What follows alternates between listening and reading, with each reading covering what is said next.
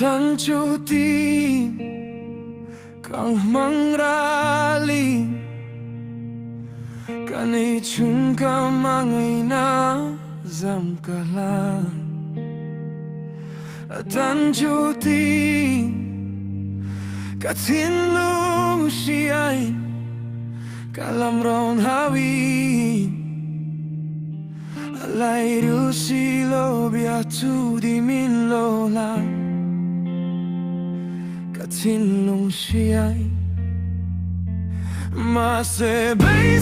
bo bei se anat rengai chuan Iliam turcu tlirin du sak nasang berhanin Kacel ding long che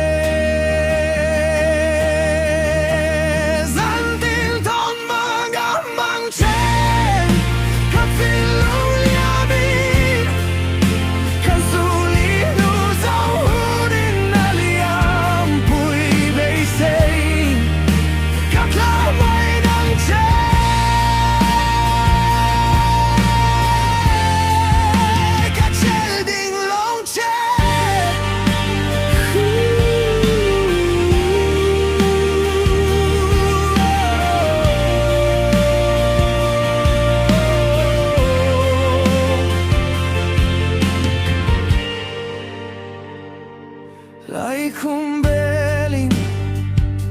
kadon tinche Mase bei sei botura bei sei namin siam Ader mai mau